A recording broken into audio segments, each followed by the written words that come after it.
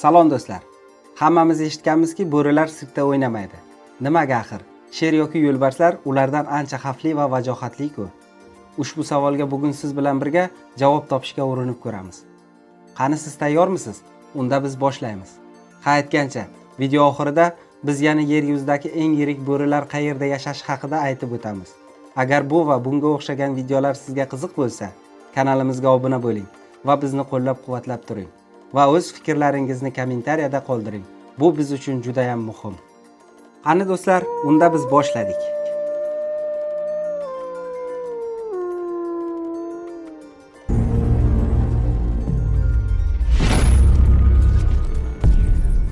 Bo'rilar nega sirkda o'ynamaydi?